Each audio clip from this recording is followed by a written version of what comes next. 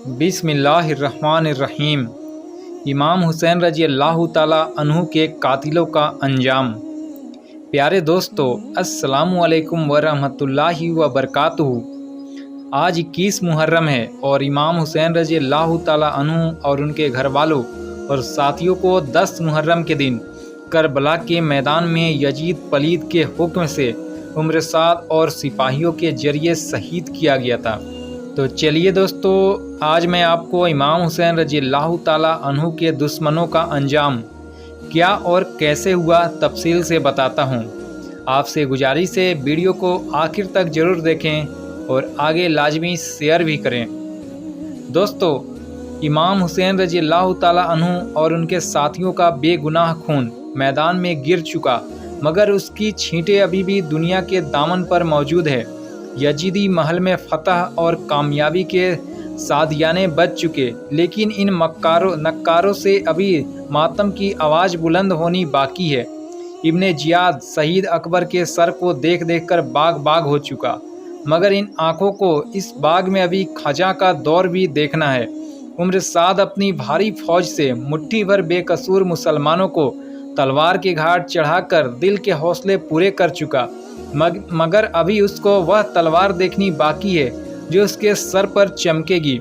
सिम्र और खौली अपने कारनामों की दाद इब्ने जियाद से ले चुके, मगर अभी कुदरत से उसका बदला मिलना बाकी है। हुरमला बिन काहिल मासूम असगर का कलेजा अपने तीर से छलनी कर चुका, मगर सूख की नींद वह भी न सोया। यजीद पलीद का आखिरी वक्त, इस कसौटी पर सबसे पहले यजीद को देखना है। उसकी 36 वर्ष की उम्र में मौत इत्तेफाकिया ही सही, दर्द कोलंज मामूली ही सही, मगर बिनते अली रजी अल्लाह ताला अन्हु के वे लफ्ज जिनको सुनकर यजीद और उसका दरबार सन्नाटे में रह गए थे कि हुसैन रजी अल्लाह ताला अन्हु के खून से जिन सल्तनत को पानी दिया उस पर तेरी औलाद भी न थूकेगी। दुनिया को याद होंगे जब हम्स में उसको मौत का यकीन हो गया तो अपने लड़के मुआविया को मरते वक्त बुलाया और सल्तनत के मामलों में वसीयतें शुरू की।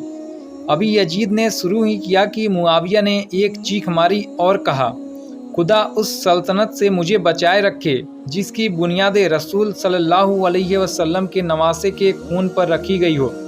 यजीद बेटे के ये लफ्ज़ सुनकर बहुत तड़पा, मगर मुआविया लानत भेज कर चला गया। लोगों ने हर पहलू से समझाया कि तेरा इनकार बनु उमैया की सल्तनत का खात्मा है, मगर उसकी समझ में न आया। यजीद पांव हाथ मारता और पटकता। 3 रात व दिन दर्द कॉलेज से इस तरह तड़पा कि अगर एक बूंद पानी भी जाता तो तीर बनकर हलक में उतरता। भूखा प्यासा तड़प तड़प कर दुनिया से रुखसत हुआ और बनु उमैया के हानियों ने मुआविया को जबरदस्ती तख्त पर बिठा दिया, लेकिन वह रोकर और चीख कर भागा और जाकर ऐसा घर में घुसा कि फिर न निकला और हुसैन हुसैन के नारे लगाता हुआ मर गया। अब खुदा अपना कहर इस तरह ढाता है कि उबैद सख्फी कोई बादशाह या सरदार नहीं, हुकूमत वाला या अख्तियार वाला नहीं, एक मामूली कैदी बेबस और लाचार जेल खाने की 4 दीवारी में कैद व मजबूर हुसैन बिन अली रजी अल्लाह ताला अन्हु की हिमायत को उठता है। दुनिया उसकी हंसी उड़ानी है, गार्ड और पहरेदार उसको पागल समझते हैं और हुकूमत उसको दीवाना ख्याल करती है, लेकिन कुदरत अपना हाथ उसके सर पर रखती है और उस कैदी को जिस पर लोग कहा लगा रहे हैं कूफा का हाकिम बना देती है। मुख्तार का पहला हुक्म यह होता है कि वे तमाम आदमी जो करबला के मैदान में इमाम हुसैन रजी अल्लाह ताला अन्हु के खिलाफ लड़े थे कत्ल के लिए हाजिर हों। कूफा ने रसूल अल्लाह सल्लल्लाहु अलैहि वसल्लम के जिगर के टुकड़े से बेईमानी करने में कोई कसर न छोड़ी थी। मुख्तार का हुक्म सुनते ही थर्रा उठे और वही धरती जिस पर मुस्लिम और मुस्लिम के बच्चों को पनाह जुर्म समझी गई थी ढिढोरा पीट रही थी कि करबला में इमाम के खिलाफ तलवार उठाने वाला अगर एक शख्स भी किसी घर में मिल गया तो दीवारें उखाड़ फेंकूंगा। फजर की नमाज के बाद मुख्तार का ऐलान हुआ। जुहर से पहले कैरा, तबरान, बसीर, असवद, उम्र बिन हज्जाज हाथ बांधकर हाजिर कर दिए गए।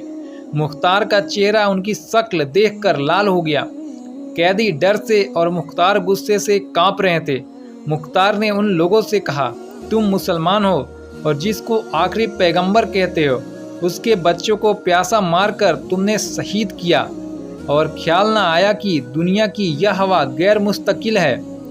मैं अगर तमाम कुफे को कत्ल कर दूं और एक आदमी भी जिंदा न छोड़ूं तो भी इमाम हुसैन रजी अल्लाह ताला अन्हु के खून की एक बूंद की कीमत अदा न हो सकती है। कैदी बहुत रोए पीटे। जब किसी तरह काम न बना तो कहा, हम उम्र साद और इब्ने जियाद के हुक्म से मजबूर हो गए थे। मुख्तार ने कहा, तुम्हारी मजबूरी उम्र साद और इब्ने जियाद के हुक्म से हुई और मेरी खुदा और उसके रसूल सल्लल्लाहु अलैहि वसल्लम के हुक्म से है। अफसोस यह कि तुम्हारे कत्ल से भी मेरा गुस्सा ठंडा नहीं हो सकता, न तुम्हारे कसूर की माफ़ी सज़ा मिल सकती है। इसलिए जल्लाद तुमको सिसका सिसका कर कत्ल करेगा।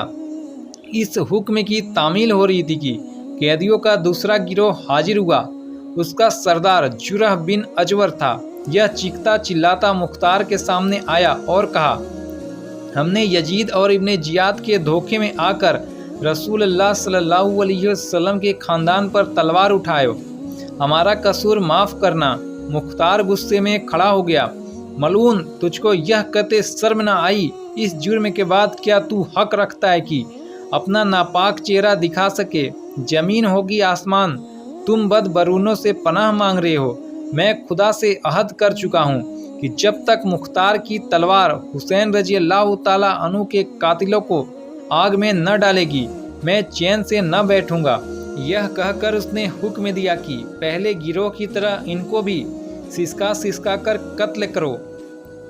मुख्तार की आंखें गुस्से से सुर्ख हो रही थी। उसने अपने सरदारों की तरफ देखकर कहा, तुम पर दाना पानी हराम है उस वक्त जब तक उम्र साद, सिम्र और खौली को मेरे सामने जिंदा न ले आओ।